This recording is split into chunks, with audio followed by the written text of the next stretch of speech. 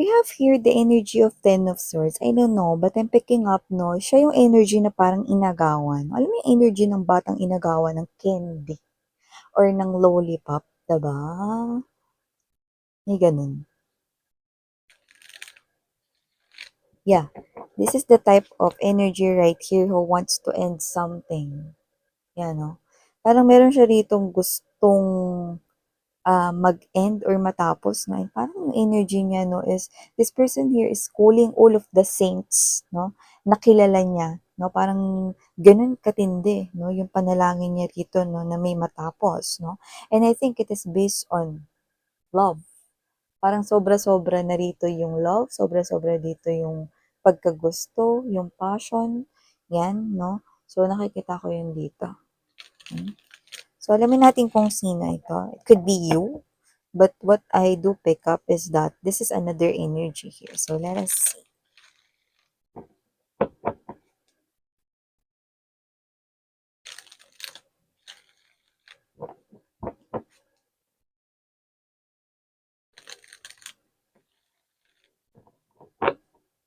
Okay.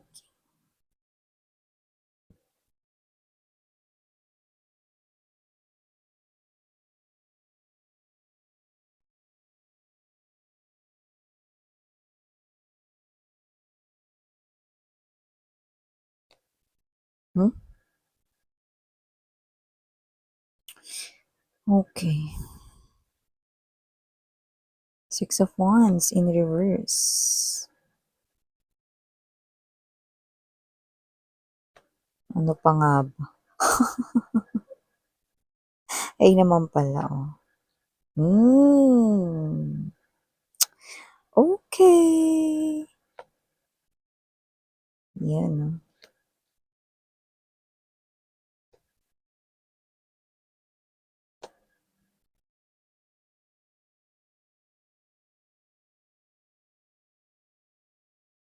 Okay. Itong tao na to, unahan ko na kayo, no? Posibleng nagpaparinig ito sa inyo. Kung hindi sa salita, like, kung hindi siya malapit sa inyo, no? Possible na sa social media, pero pwede ring both. Okay?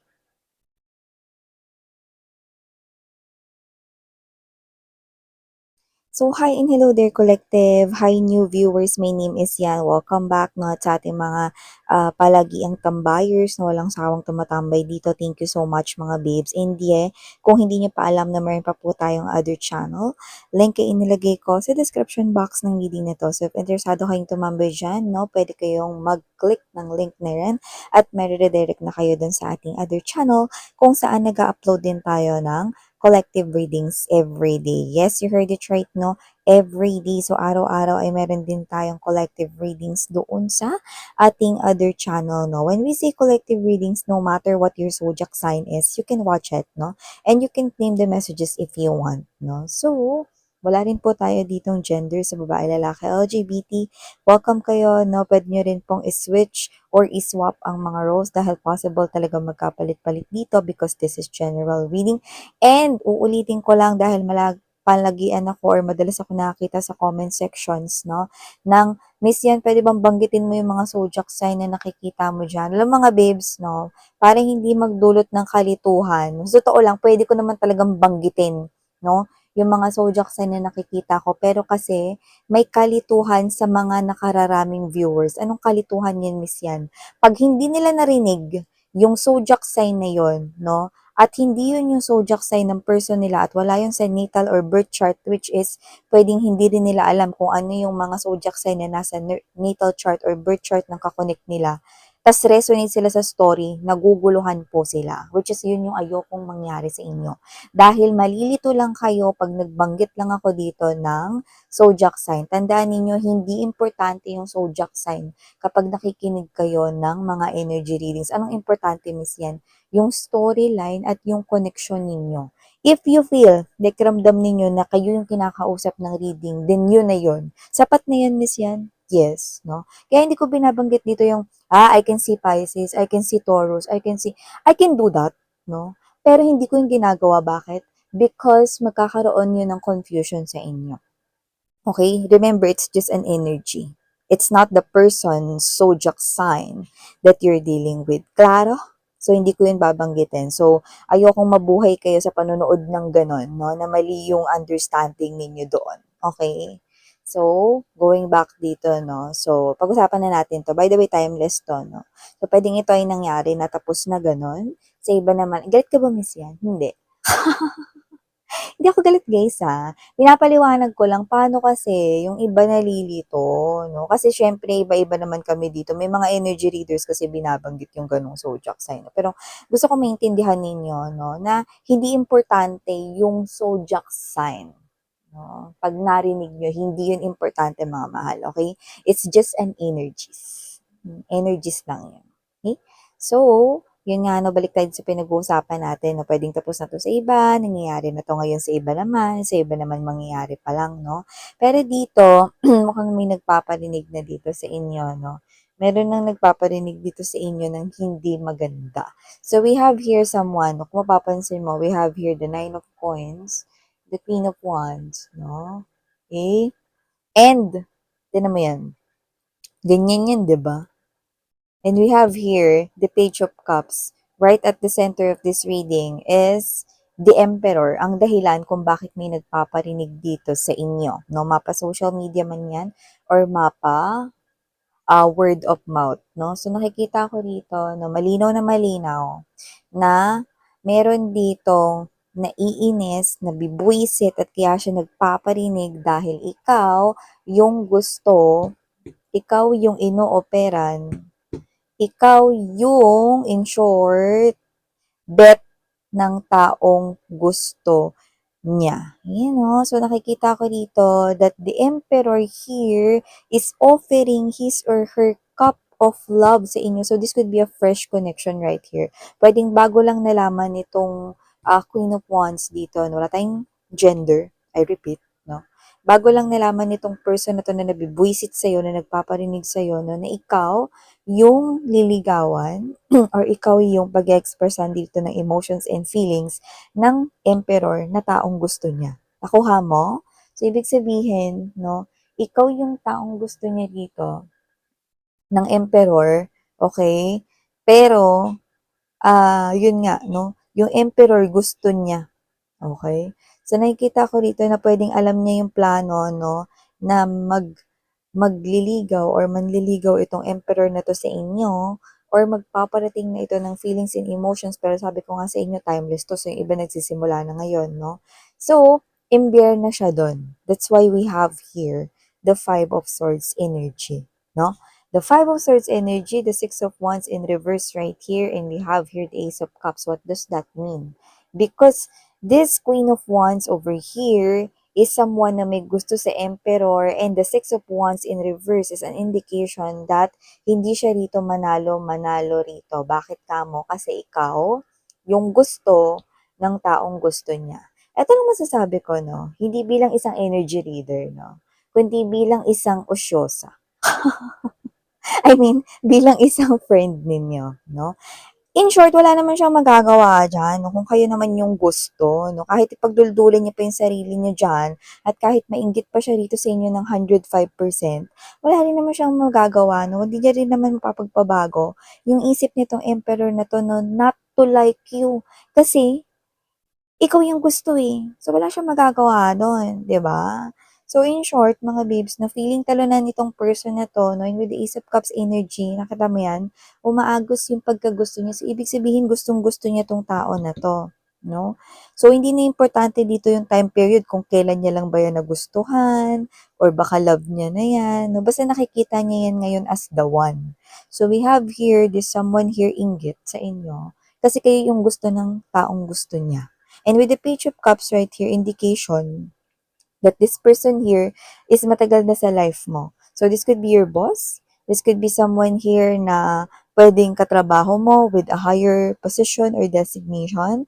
Or pwede rin naman, no, na meron siya ritong pinagkakakitaan or this person could have both.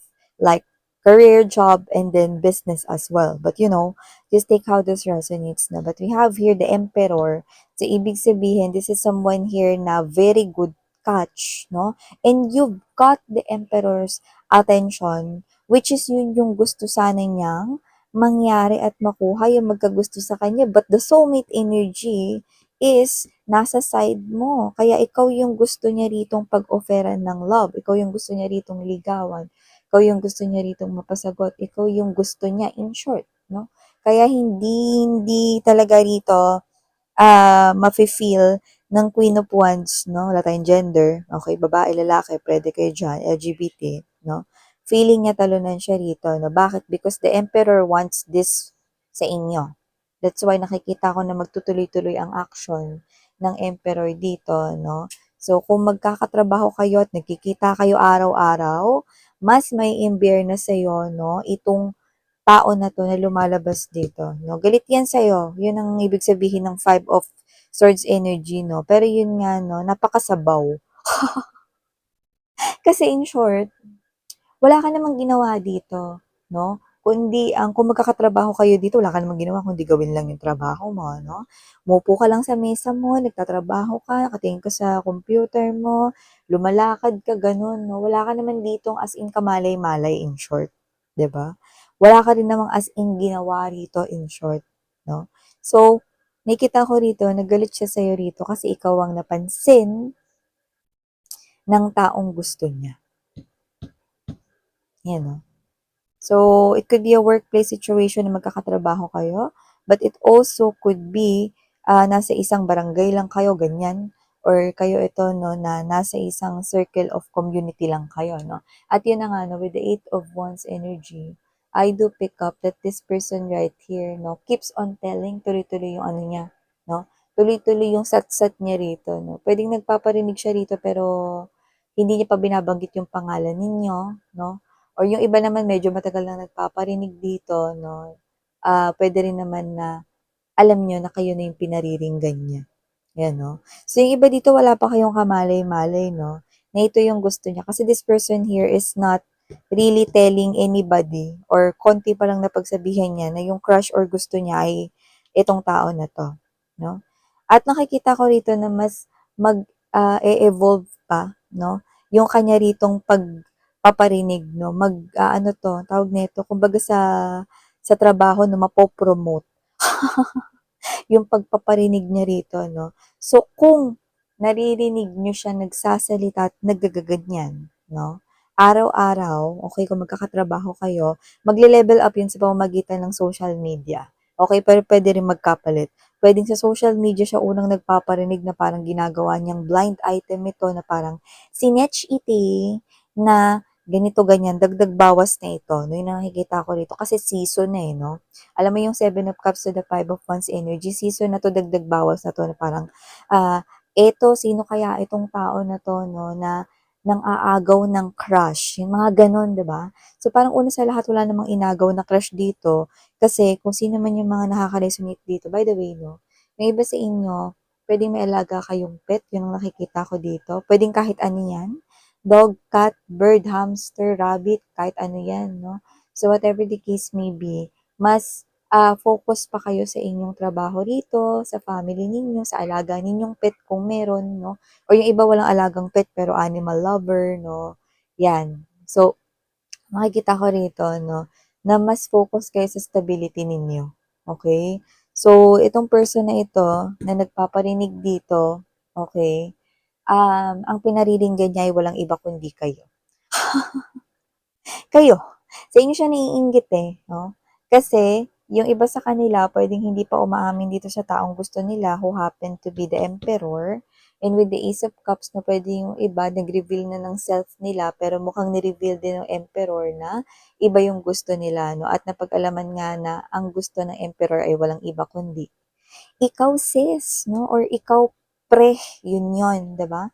So nakita natin dito 'no, that with the Six of Cups energy, okay, the Emperor is very serious sa'yo. That's why nararamdaman nitong Queen of Wands na 'to 'no, na hindi lang ito basta magiging boyfriend-girlfriend status or situationship between you and the Emperor, okay? Alam niya na seryoso yung Emperor sa'yo. Okay? So the emperor here gives me this type of message that whoever this emperor here appearing, siya yung klase ng energy na yung energy na seryoso siya when it comes to love.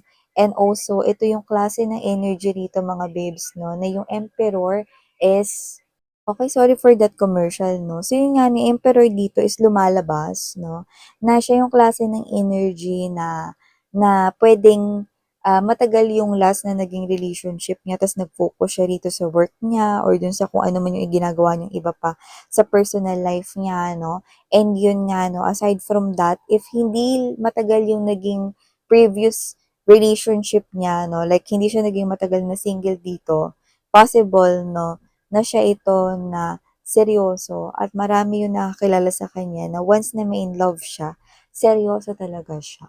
So, nakita ko rito 'no, na totoo naman yun because investment is here. Investment of emotions, investment of being generous in love, reciprocity, okay? Same na, pagbibigay ng level of love pero possible pa na higitan niya yon and importante sa lahat, consistency, 'no? With the Eight of Wands energy, okay? This person, I do pick up 'no, na kung sino man siya rito, this person here, he wants to travel with you, you know. So, puwedeng mag-travel kayo together 'no, for vacation pero puwede ka rin niyang dalhin during business trips niya rito 'no. So, yung iba hindi pa nagko-confess sa inyo because magsisimula pa lang yung iba na mag-confess at mag-offer ng love sa inyo. Pero yung iba 'no, puwedeng nagsisimula na ngayon, no? Because this is a fresh start, you know. So, nakikita natin dito na kung sino man tong tao na to, na lumalabas na hindi siya brand new, dahil nakikita ko dito na nasa life niyo na siya, no? Medyo matagal niyo na siyang kilala. Yan. So, with this Knight of Swords energy, Five of Wands to the Seven of Cups, yung Queen of Wands na lumalabas dito 'no, na feeling talunan 'no, is mas titindi pa at mas lalala pa yung pagpaparinig niya sa'yo. So, kung pinaparinggan ka niya ngayon at nafi-feel mong ikaw yon pero hindi ka pa sure, may gano'n kasing other energies dito.